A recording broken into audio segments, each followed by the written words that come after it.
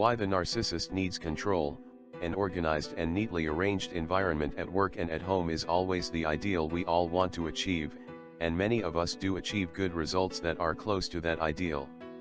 Yes, neatness and organization are virtues, but the motivation behind that fine control of the environment is what sets the narc apart from normal people who just need to live in an organized space. Life is more efficient and brighter in an environment where there is a place for everything and everything is in its place, and that might be one of the good reasons for wanting things organized.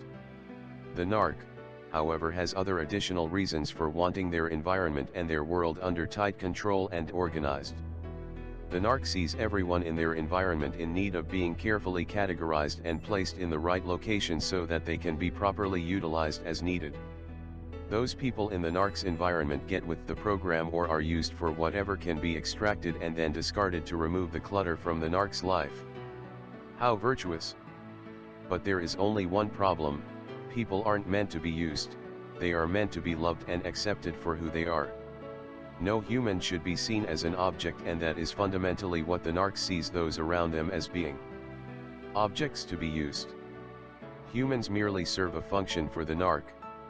When that function is no longer being properly performed, the narc is done with that object, otherwise known as a human being. Period. So yes, the narc is a control freak even if they aren't organized on the outside, in their home, or at work. It doesn't matter to the narc, the critical thing is to have everything under their thumb, under their control, so that even if their house is cluttered it doesn't matter because it is cluttered by the narc.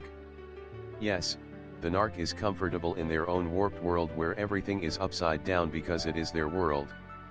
What gets under the narc's skin is when the rest of the people in their lives or even other people in society itself have any sovereignty. To the narc only they have the privilege to have sovereignty. The narc's opinion is all that counts. The narc is the arbiter of right and wrong. The narc simply can't tolerate the freedom of thought and action of others. The narc hates liberty. The narc's mentality is that of a communist or a socialist, and this spirit has now saturated and taken over every single area of the globe. Yes, central planners are now the arbiters of right and wrong. People need to conform, in their thinking, in their actions, in their speech, and even in their motivations. The narc doesn't tolerate dissent. The narc arrogantly thinks they know best, and they feel totally comfortable taking away the liberty of other people that are harming no one and simply want to be left alone. That parallels or mirrors the mentality of the central planners precisely, just on a smaller scale. The narc has never seen a liberty that they don't think needs to be under their control and regulated. So let's think about this for a moment, although I try to veer away from social commentary. Do you see what is happening in Western society? The morality of people has been degenerated by design. The attitudes of people have been influenced by daily propaganda with an agenda to make all citizens conform to an accepted mindset and speech pattern and way of life. Think about this. The central planners exhibit all of the signs of a narcissist, right down to the fact that they lie with reckless abandon and double down on their lies when they are questioned. These central planners have enlisted a host of flying monkeys, news outlets and entertainers to name a few, to spread the message that they want the public to believe. These flying monkeys would immediately lose everything if they questioned these pre-programmed dogmas created by the planners.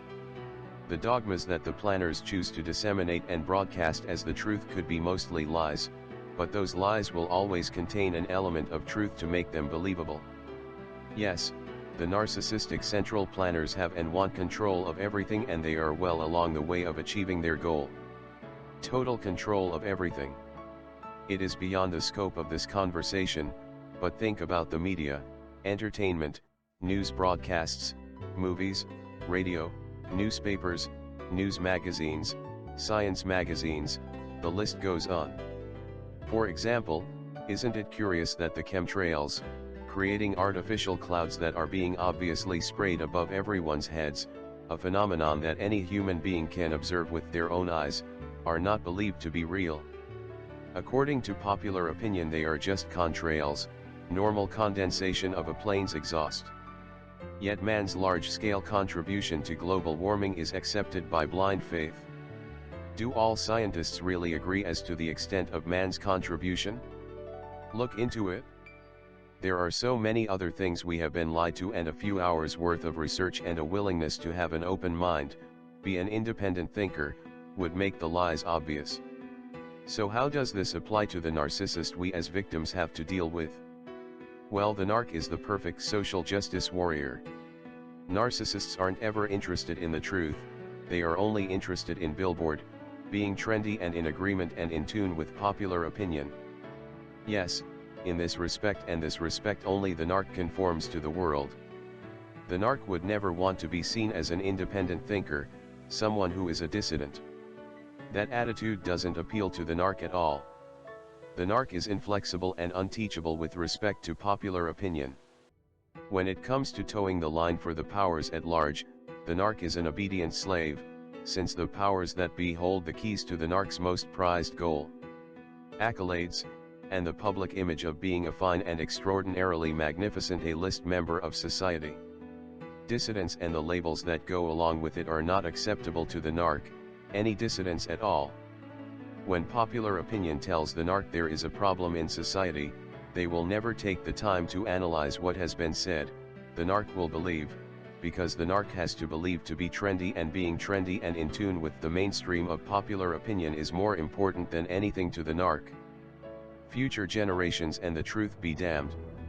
The narc lives in the moment and for themselves and themselves alone. How does this apply to our individual relationship with the narc?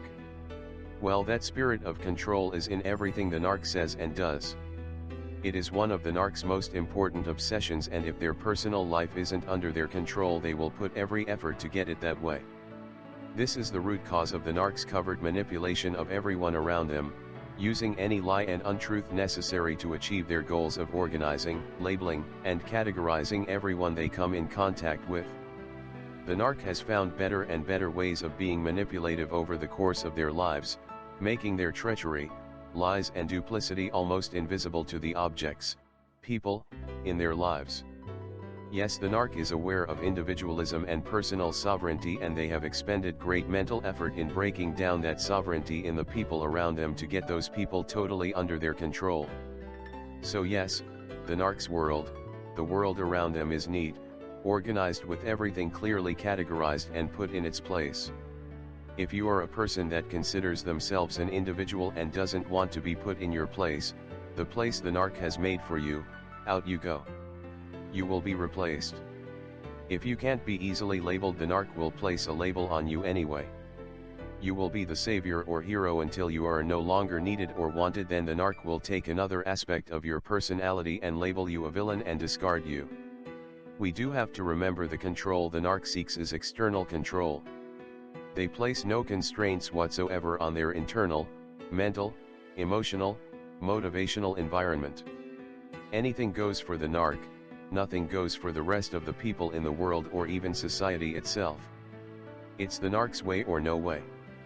Nonconformists in the narc's world will be banished, smeared, destroyed, anything necessary to obtain the finely controlled, organized environment the narc needs to live in. So, now it becomes clear why the narcissist is so obsessed with people following the rules. The narc is outraged when people don't do everything to the letter of the law, because the narc feels that the privilege of being above the law is theirs and theirs alone. How dare others assume themselves to be at the high level of the narcissist and to consider themselves their equal? Yes, the narc's haughty attitude is clear to all of those around them. A commute to work frequently shows us exactly the nature of these people as they speed, cut people off left and right, cause accidents, and never once question their own actions. Why? Because the narc lives by his or her rules of the road, and everyone else is wrong if they don't conform to the narc's rules. Yes, the narc can make or break or ignore rules whenever they have a whim to do so. But only the narc has that privilege. Everyone else has to comply, unquestioningly, to the letter of the law. The laws of English, the laws of the road, the laws of social conduct, the laws of what to think, etc. Everyone complies, or the narc thinks it totally appropriate to correct these people in any way necessary. So let's think about the religious narcissists, called the Pharisees. These Pharisees had taken the simple commandments of the Bible and literally created volumes of specific codes of conduct that every person had to precisely follow. What was Jesus' response to these people? Read all of Matthew 23, for example, and you see what Jesus thought of these righteous people. Here are a few excerpts from Matthew 23, verse 3, "So you must be careful to do everything they tell you. But do not do what they do, for they do not practice what they preach."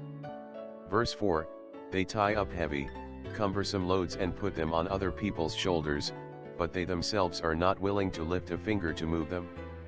Verse 5, "Everything they do is done for people to see, they make their phylacteries wide and the tassels on their garments long." Verse 6, "They love the place of honor at banquets and the most important seats in the synagogues." Verse 7, "They love to be greeted with respect in the marketplaces and to be called rabbi by others."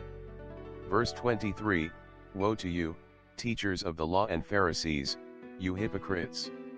You give a tenth of your spices, mint, dill, and cumin. But you have neglected the more important matters of the law: justice, mercy, and faithfulness.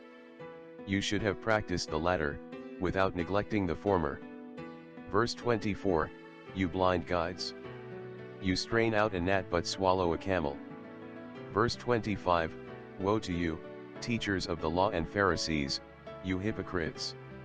You clean the outside of the cup and dish, but inside they are full of greed and self-indulgence." Verse 26, "Blind Pharisee! First clean the inside of the cup and dish, and then the outside also will be clean." Verse 27, "Woe to you, teachers of the law and Pharisees, you hypocrites! You are like whitewashed tombs, which look beautiful on the outside but on the inside are full of the bones of the dead and everything unclean." Verse 28, "In the same way, on the outside you appear to people as righteous but on the inside you are full of hypocrisy and wickedness." Verse 33, "You snakes! You brood of vipers! How will you escape being condemned to hell?" Verse 34, "Therefore I am sending you prophets and sages and teachers. Some of them you will kill and crucify, others you will flog in your synagogues and pursue from town to town." Verse 34, "And so upon you will come all the righteous blood that has been shed on earth." So yes, these Pharisees are the prototypical narcissists, and this attitude of legalism exists wherever the narc goes. Yes, narcissists can be churchgoers or atheists, agnostics, Buddhists, Muslims, etc. The narc will ply his trade, his brand of self-righteousness and proper attitude in any setting. But in essence the attitude is all the same. It's all about appearance and looking good in public, and as Jesus stated above, they lack justice, mercy, and faithfulness, placing all of the emphasis on appearance in all of the good public actions that they do. Read all of Matthew 23 to get an understanding of who you are dealing with a narcissist. Apparently Jesus had the audacity to not pat these people on the back. Jesus had the audacity to tell the truth about himself as being God. Is it any wonder the Pharisees wanted Jesus dead? I want to make it clear that there is nothing wrong with being a social justice warrior, or being neat and organized. Both of these things are virtuous if done with the proper motivation and a comprehensive, open-minded understanding of the cause. It is the improper motivation and lack of open-mindedness and comprehension that makes the narc's version of social justice and organization dangerous and damaging to those around them and to society in general. The narc does nothing with love, or empathy, or understanding. It is all to bolster their own egos. So, yes, the narc will walk through New York City handing out cash to the homeless, and that is a great thing to do. But why? We have our suspicions, don't we? But, being that we aren't narcissists, we will not label someone a narcissist and presume to know what their real motivation is. After all, the average person is flexible and teachable and open-minded. The average person is aware of and allows for the complexity of the people around them and doesn't simply place a label on them.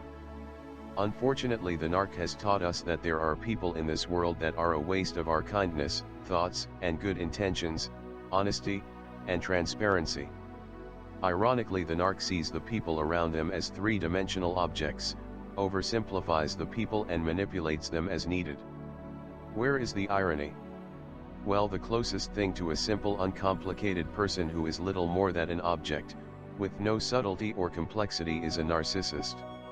So yes, the narcissist is just about the only person you will encounter that can be labeled and categorized and eliminated from our lives. Yes, there are people out there who aren't worthy of our confidences or good intentions. That is sad. We can try to help, but we need to be fully on guard and never turn our backs or give unmerited trust to the narcissist. Thank you for watching. Comments are welcomed. Peace be with you.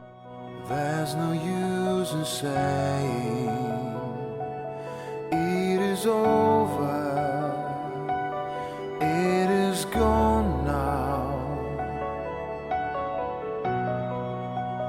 There's no use complaining, it ain't easy being strong. Life's a roller coaster, sometimes crazy, like the wind